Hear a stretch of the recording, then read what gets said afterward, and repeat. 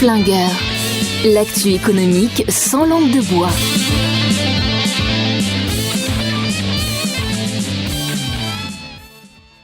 Bonjour et ravi de vous retrouver dans les Patrons Flingueurs sur RDE, la radio des entreprises. Une demi-heure d'émission sans langue de bois où les chefs d'entreprise et des cadres dirigeants viennent commenter l'actualité économique du moment. Pour cette émission des Patrons Flingueurs, je reçois Philippe de Porzampar. Philippe de Porzampar, vous êtes le président de la société de bourse qui porte votre nom, basée à Nantes. Vous êtes également porte-parole des places financières régionales. Bonjour Philippe de Porzampar. Bonjour.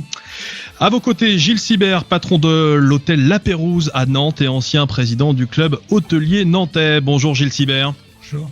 Troisième patron flingueur du jour, c'est Dominique Amirault, dirigeant d'Amirault Grosbois, société qui distribue des vins de domaine et président de la FEF, la Fédération des entreprises et entrepreneurs de France. C'est un club qui regroupe plus de 600 entreprises de la TPE à l'ETI et qui a vocation à les accompagner dans leur relation avec le secteur de la distribution. Bonjour Dominique Amirault. Bonjour à tous. Voilà pour les présentations. Au programme des patrons flingueurs du jour, on va parler d'Europe. C'est le moment ou jamais d'en parler avec les élections européennes. Et puis on va se pencher sur la question de l'action économique de cette Europe. Deuxième thème des patrons flingueurs, les rapports entre les banques et les PME.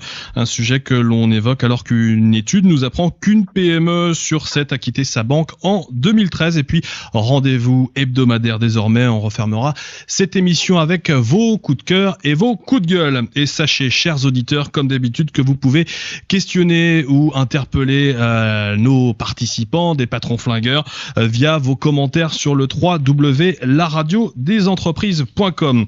Allez, on commence tout de suite avec la question de l'Europe. C'est d'actualité, je le disais, avec les élections européennes. D'abord, question très générale. On voit la montée de l'euroscepticisme, c'est comme ça qu'on en parle, notamment en France. Une étude du Club des entrepreneurs réalisée auprès de 1000 chefs d'entreprise en France, qui est paru aujourd'hui, nous indique que 9 entrepreneurs sur 10 jugent que l'Union européenne a une forte influence sur les entreprises et leur activité. En revanche, eh bien, ces mêmes chefs d'entreprise ont du mal à dire qui prend ces décisions européennes entre le Parlement européen ou la Commission.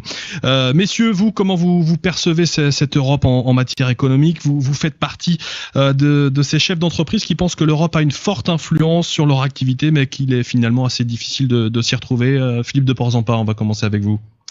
Bon, l'Europe est un formidable projet. D'abord, c'est une zone économique incontournable qui aujourd'hui devrait être, si elle avait été mieux montée, mieux fabriquée, mieux travaillée sur le plan de tous les sujets qui aujourd'hui sont un peu en échec, aurait dû permettre d'avoir une vraie zone économique, une vraie zone qui aurait pu se concurrencer avec le monde, voilà. Mais elle a été mal montée, et c'est pour ça qu'elle est perçue aujourd'hui comme plutôt les emmerdements nous viennent de l'Europe, le chômage nous vient de l'Europe, l'absence de croissance nous vient de l'Europe, l'euro, cette sacrestie de monnaie qui aujourd'hui apparaît à 1,37€ trop cher. Enfin voilà. Donc aujourd'hui, il va y avoir sans doute, et malheureusement, un peu un vote d'éfoulement pour faire face à ce constat aujourd'hui un peu amer, qui dans chacune de nos professions est venu nous mettre des boulets. Aujourd'hui, si je vous racontais dans ma profession l'accumulation des contraintes qui sont nées de l'Europe, et derrière ça, pas beaucoup de perspectives positives. Donc c'est pour ça que c'est, somme toute, aujourd'hui assez décevant. On y reviendra. Dominique Amirault, en tant que chef d'entreprise, vous êtes partie de ces déçus de l'Europe aujourd'hui aussi? Pour faire suite à ce que vient dire mon prédécesseur, moi je suis très partagé. Effectivement, je crois en l'Europe. C'est une magnifique ambition. C'est le premier marché du monde et en plus il est solvable.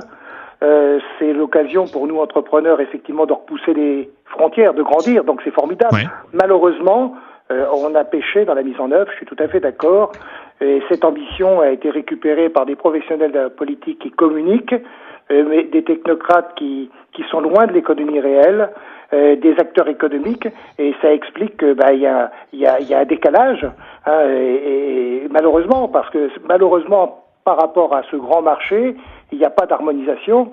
Et moi, je dirais alors qu'elle soit sociale, fiscale, et il y a une concurrence à armes inégales qui se développe, qui est tout à fait malsaine au sein de notre propre marché européen.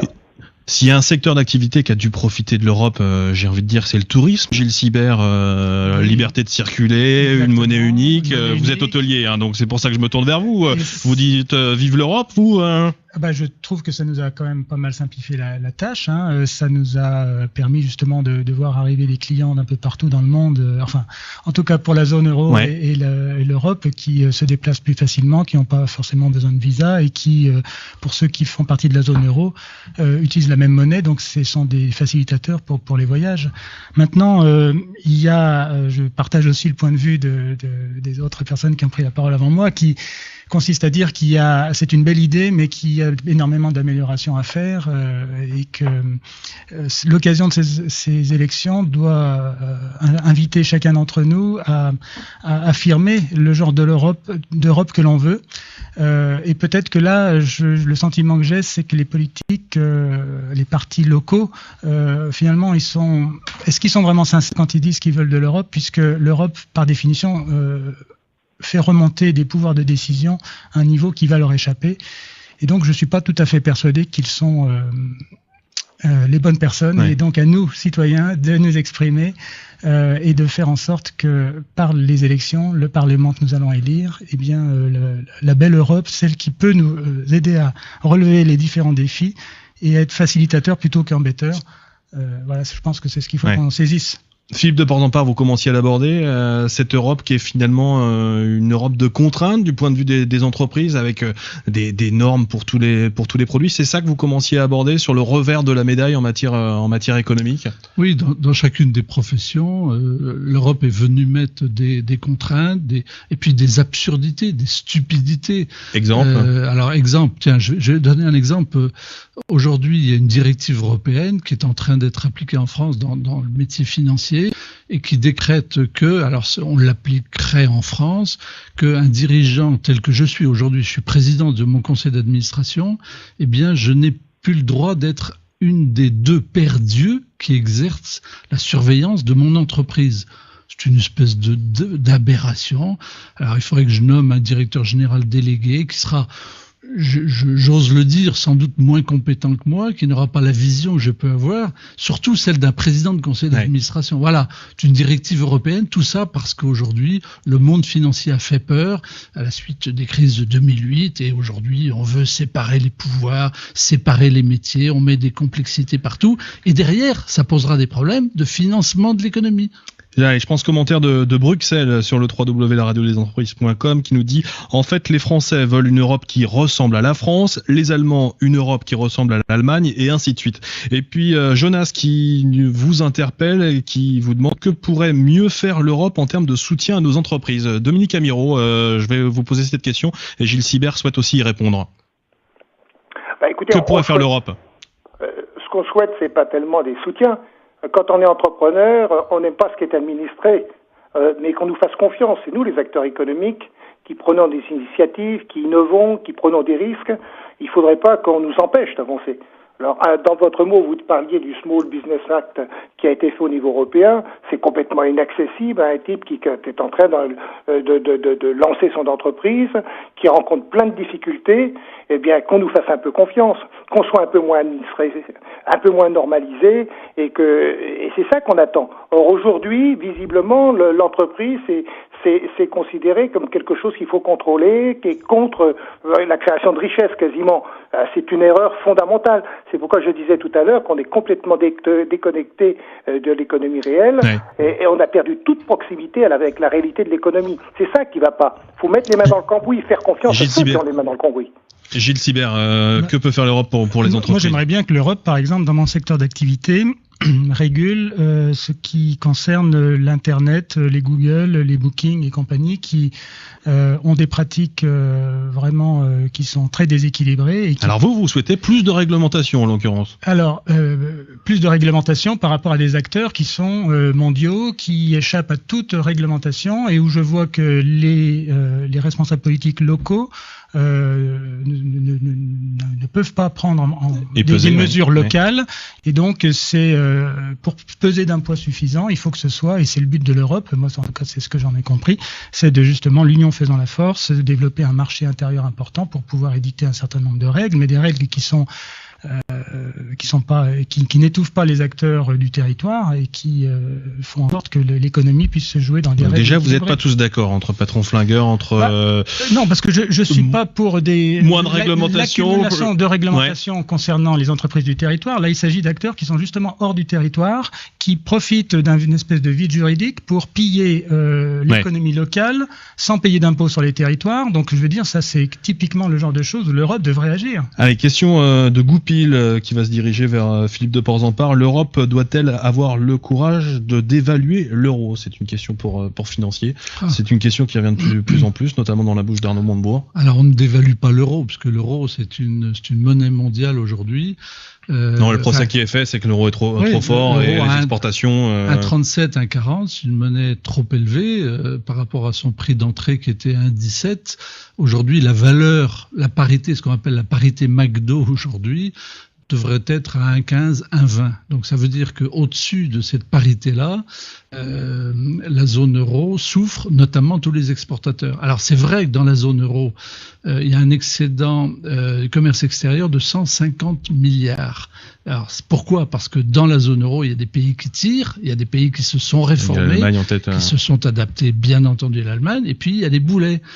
Alors il y a les boulets, pardon pour les boulets, on parle de l'Europe du Sud. Bon, la France, malheureusement, est aujourd'hui assimilée à ces populations-là, de pays qui ne se sont pas réformés, pas adaptés.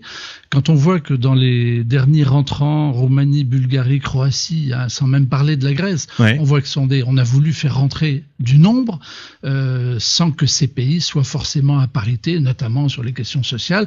Donc avoir une monnaie commune pour tous ces pays-là, ça colle pas. Mais vous dites qu'aujourd'hui, cette monnaie-là est trop forte. Elle est trop forte, mais d'un autre côté, qu'est-ce qu'a fait la Banque Centrale Européenne? Elle s'est battue contre l'inflation. Alors demain, comment va-t-elle faire pour se battre contre la déflation, celle qu'on subit aujourd'hui?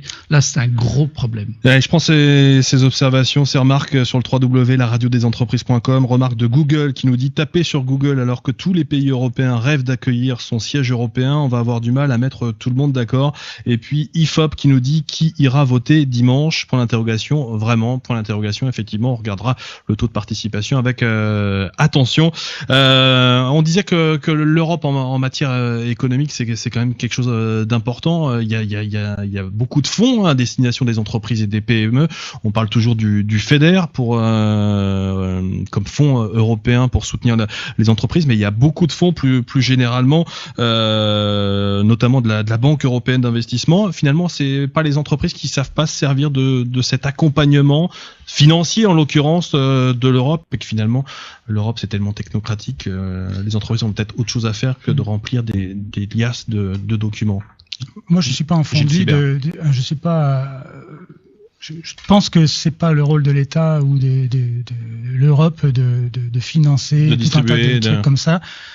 Si c'est pour compenser par ailleurs les difficultés des secteurs d'activité, difficultés qui pourraient provenir de normes de plus en plus contraignantes, on est dans une espèce de spirale infernale. Donc ma vision serait plutôt de libérer les acteurs, de réduire toutes ces manières de subvention, ou peut-être juste dans les pays qui ont besoin d'être un peu aidés pour justement rejoindre le train. Voilà, moi c'est plutôt ma voie. Dominique Gamiro, vous êtes sur cette ligne-là, sur le fait que l'Europe distribue beaucoup, pas seulement dans le cadre de la PAC, mais aussi avec les fonds dont on parlait. Est-ce que effectivement le rôle de l'Europe auprès des entreprises, c'est autre chose que ça? Oui, moi je pense que d'abord, si on parle de PME, effectivement, il faut les traiter. Elles ont une activité spécifique, il faut avoir une politique différenciée de façon générale. Mais en ce qui concerne les aides... Différenciée entre grands groupes, ce que vous voulez dire, c'est entre grands groupes et PME, on ne peut pas traiter d'économie de façon globale? J'aime bien prendre l'exemple du ring de boxe. Mettez un poids plume face à un poids lourd. Vous savez dès le départ qu'est-ce qui va gagner. Pour éviter qu'il y ait un massacre, il faut adapter les moyens aux spécificités de chacun. Et c'est tout, c'est ce que je dis, c'est que c'est de la différenciation. Ça, c'est la première chose. La deuxième chose, je crois qu'on n'a pas spécialement besoin d'aide, mais c'est surtout une réduction des contraintes. Mais ceci dit, cette réduction des contraintes doit se faire dans l'harmonisation. Prenons le cas de l'euro. Moi, je suis pour l'euro. Mais évidemment, l'euro échoue parce qu'il n'y a pas au préalable d'harmonisation fiscale, sociale. Dès lors qu'on fait cette harmonisation fiscale, sociale, il faut que les politiques le fassent. On la souhaite. À ce moment-là, bravo l'euro. Donc là, aujourd'hui, on est en train de gérer l'ambiguïté et la conséquence, eh bien, aujourd'hui est un frein à notre développement de façon générale. Et effectivement, parce qu'on est à la remorque de l'Allemagne. Donc il faut un petit peu libérer les choses. L'Europe, c'est un très beau projet, comme le disait un de nos amis tout à l'heure, mais à condition qu'on la mette en œuvre et surtout qu'on mette en place les conditions de la réussite de l'Europe. L'harmonisation, si elle n'est pas faite, vous êtes en concurrence déloyale. Vous avez des gens qui sont, écoutez, au sein de l'Europe, au sein de l'euro même. Vous avez maintenant un marché où vous avez des salaires roumains qui sont moins élevés que les salaires chinois. Dans ces conditions, 5 fois moins élevés qu'un salaire français. Dans ces conditions, comment voulez-vous vous battre à armes égales? Alors effectivement, le salaire roumain fait qu'on est plus compétitif en Roumanie, et nous, on n'est pas compétitifs parce que non, le problème, il n'est pas là. Harmonisons. Il va falloir qu'on s'attaque à ce chantier de fond. Philippe de Porzampar, vous souhaitez réagir? Sur ces sujets d'aide et de primes, le gros problème, c'est que derrière sont créés des lobbies et des chasseurs de primes. Alors, il y en a quelques-uns qui captent tout. Qui captent. Les grosses entreprises, c'est moi qui vais caricaturer. Le CAC 40, effectivement, est à l'affût de ce genre d'aide. Mais derrière, PME, TPE sont en dehors du coup.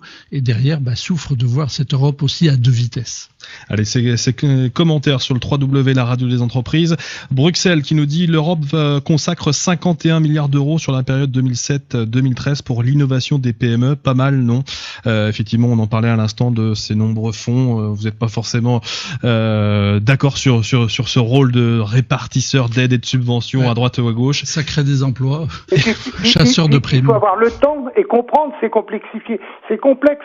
Quand vous dirigez une entreprise, si vous passez votre temps à comprendre des textes, à savoir par où passer, remplir des dossiers pour avoir une aide, vous ne pensez plus au cœur business de votre affaire et vous allez pas réussir. C'est-à-dire que c'est pas adapté. C'est tellement loin de notre réalité économique, l'économie réelle, que ça va pas. Faut arrêter ça. Vous êtes très loin de ça. Et puis ce dernier commentaire de Goupil qui nous dit mais c'est qui la référence pour l'harmonie européenne? La France, l'Allemagne ou la Pologne? Effectivement, pour harmoniser, on harmonise vers le haut, vers le bas, vers le milieu. C'est la moyenne des trois. On va faire une moyenne et puis on regarde le résultat. Allez, on va passer au deuxième thème de ces patrons flingueurs.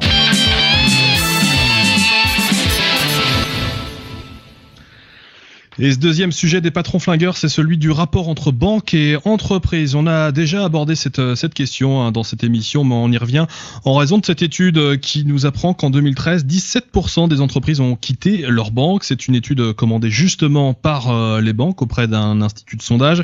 Et parmi les raisons qui font que ces entreprises, ces PME quittent leur banque, eh bien, il y a un refus de crédit, la tarification des services bancaires et puis une mauvaise relation avec son interlocuteur. Et puis surtout, les entreprises font de plus en plus jouer la concurrence. C'est vrai comme dans tous les domaines.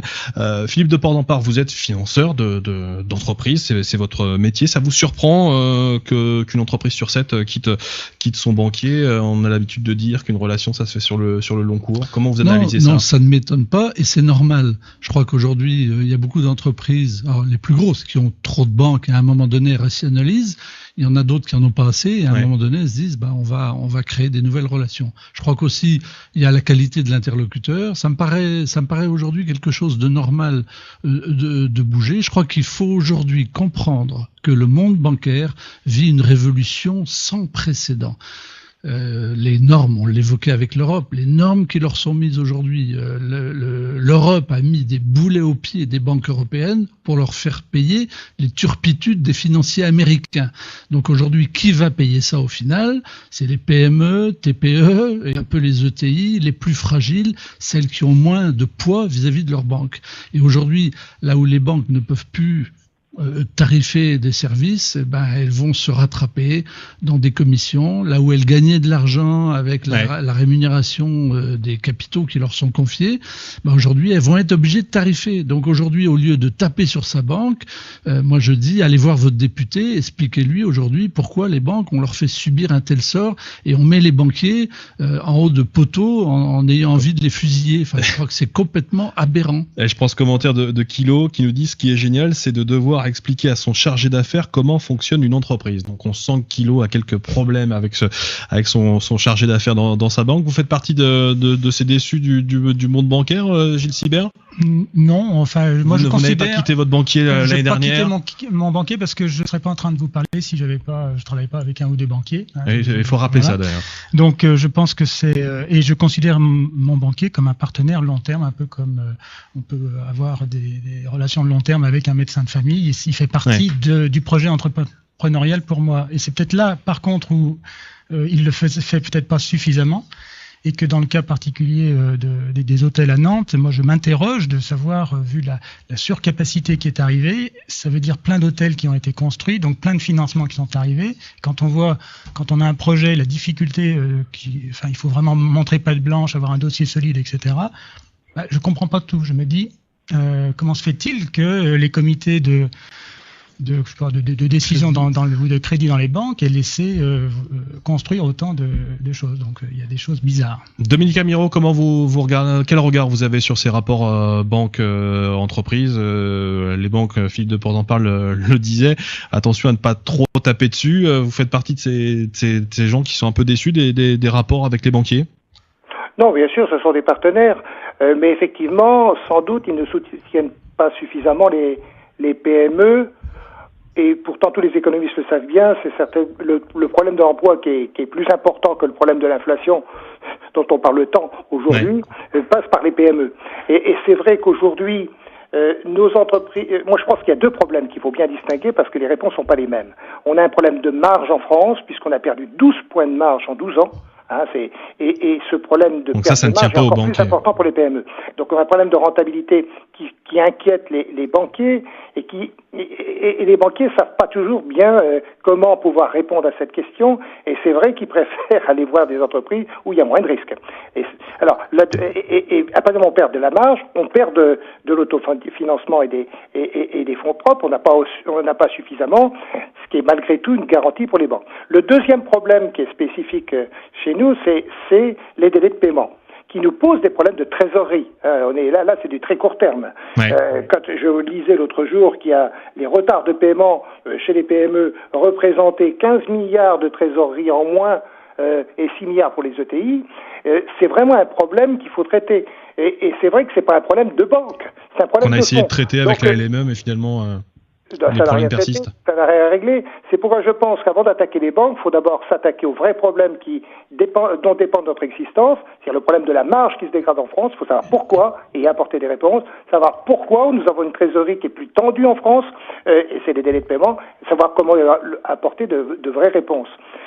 Sinon, les banques, effectivement, on les utilise, on les met en concurrence, peut-être un peu plus qu'avant, parce que il y a deux raisons. D'abord, le coût du crédit des PME est plus élevé que celui des ETI et des grandes entreprises, et on peut comprendre pourquoi. Donc, la seule manière de trouver, c'est d'essayer de mettre en concurrence les banques pour faire mieux. Et la deuxième chose, c'est vrai, on nous demande de plus en plus d'apports personnels, de plus en plus de garanties, et ça pose le problème de fond, à mon avis, c'est qu'en France, notamment, on ne sait pas soutenir des entreprises en développement, en phase de décollage, alors que ce sont des boîtes qui seront les entreprises de demain. Au départ, au décollage, il faut plus de kérosène que quand on est sur orbite. Il faut adapter les politiques. Or, on n'a pas cette spécificité. Je vais prendre ces commentaires sur le www.laradiodesentreprise.com. Marre des banques que les chefs d'entreprise se financent entre eux comme aux États-Unis. Il faut plus de solidarité. Le rêve qui nous dit que des entrepreneurs montent une vraie banque d'entrepreneurs dans le temps de l'entreprise. Et puis Bruno qui nous dit est-ce qu'on pourrait faire payer les agios aux banquiers quand leur lenteur nous fait perdre du temps dans le business. Et puis Bruno qui renchérit et qui disait tout à fait d'accord effectivement avec l'opinion de Dominique Amirault. Arnaud Montebourg demande d'ailleurs aux banques de prêter davantage aux entreprises qu'elles sont trop frileuses aujourd'hui, notamment sur les questions d'accès au crédit de trésorerie pour les petites entreprises. Comment vous percevez cette incitation toujours musclée d'Arnaud Montebourg ? J'y reviendrai dans mon coup de gueule tout à l'heure. C'est de la communication, Dominique Amirault ? Oui, moi je trouve que les déclarations d'intention, si elles ne sont pas suivies d'actes concrets, on est toujours dans ce décalage avec la réalité qui fait qu'on fait c'est politiquement intéressant. Ok, on est bien sûr pour. Mais concrètement, comment va-t-on contraindre une banque à aller plus vers les PME? Il faut bien qu'on aborde la question de la spécificité de ce type d'entreprise pour pouvoir mettre des politiques et puis aider les banques à le faire. Aujourd'hui, en disant on vous demande de le faire, c'est bien. Ok, oui. Il a fait sa déclaration. Mais il ne faut pas oublier et c'est BAL 3, une norme aujourd'hui qui a imposé aux banques d'avoir davantage de fonds propres quand tu es prête à une PME, quand tu es prête à une ETI. Est-ce que ça veut dire aussi la conséquence de ça que les entreprises aujourd'hui, le tout bancaire, c'est terminé, qu'il faut essayer de diversifier ses sources de financement, Gilles Sibert? Ouais, moi je trouve qu'aujourd'hui, il faut qu'on réduise notre exposition à des financements extérieurs. Donc ça suppose du coup de pas forcément avoir les moyens et de renoncer à des investissements et des trucs comme ça pour se retrouver des équilibres qui sont plus sains et qui permettent... Vous êtes en réflexion là-dessus aujourd'hui, de vous dire on a toujours fonctionné avec uniquement le monde de la banque pour le financer. Aujourd'hui, il faut trouver d'autres moyens? D'autres moyens. En tout cas, je me dis qu'il faut que je rééquilibre, que j'assainisse les niveaux d'endettement, ça c'est certain. Et du coup, ça menace ma capacité à investir, à aller de l'avant, etc. Mais malheureusement, je ne vois pas ce que je peux faire autrement. Il y a des pistes qui se dégagent. C'est incontournable. Les PME et ETI en France se financent à 92% par les banques. Elles ont donc une dépendance beaucoup trop importante. C'est un cas mais unique dans le monde que notre pays soit à ce niveau-là.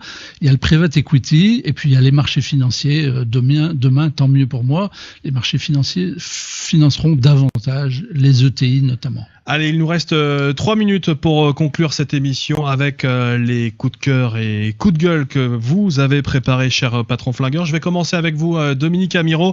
Coup de cœur ou coup de gueule du moment? Le coup de cœur, moi, c'est un petit peu personnel, c'est que je constate qu'il y a un courant de fond qui est en train en faveur de l'entrepreneuriat. On en parle de plus en plus. Oui. Et je le vois, par exemple, au niveau de la FEF, on a des demandes et des adhésions de plus en plus importantes. Et je trouve que ça, c'est vraiment un espoir pour l'avenir. Et ça, c'est vraiment mon coup de cœur. Je suis très heureux pour ça. Et pour tout le monde.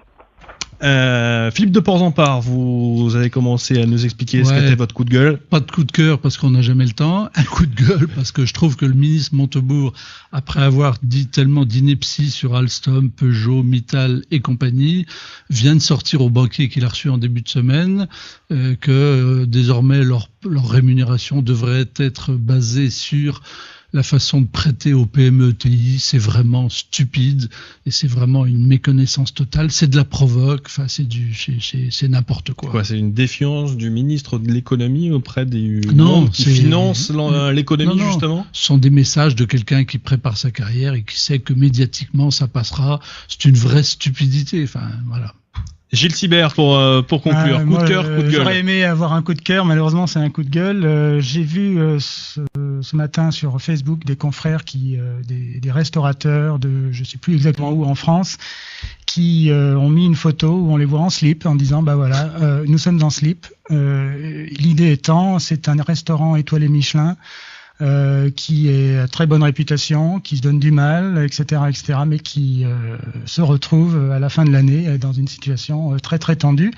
Et je me retrouve dans cette situation. Alors je sais qu'on est filmé, mais je vais pas me mettre en slip devant la caméra, mais voilà. C'est un retournement de la situation. Il y a moins de monde dans les hôtels. On parlait de marge. C'est les marges. On a commencé le début de l'année avec 3% de TVA en plus, qu'on est incapable de répercuter sur nos prix, et du coup c'est 3% de marge en moins. Je ne sais pas si vous vous rendez compte de ce que ça pèse depuis le 1er janvier. Voilà. Donc on a appris que certains restaurateurs étaient en slip actuellement en France. Merci à vous d'avoir participé à cette émission. Merci Dominique Amirault, patron varois et président de la FEF, la Fédération des entrepreneurs et entreprises de France. Merci à vous Philippe de Porzampar, dirigeant de la société de bourse du même nom. Et merci à vous Gilles Sibert, patron de l'hôtel La Pérouse à Nantes et ancien président du club hôtelier nantais. Vous pouvez réécouter cette émission en podcast sur le www.laradiodesentreprise.com. Vous pouvez également nous retrouver via les applications La Radio des Entreprises. Elles sont disponibles pour vos smartphones et pour vos tablettes. Et puis, vous pouvez également nous suivre via Twitter, via le compte JD Entreprise. Merci à tous et passez une excellente semaine. Au revoir.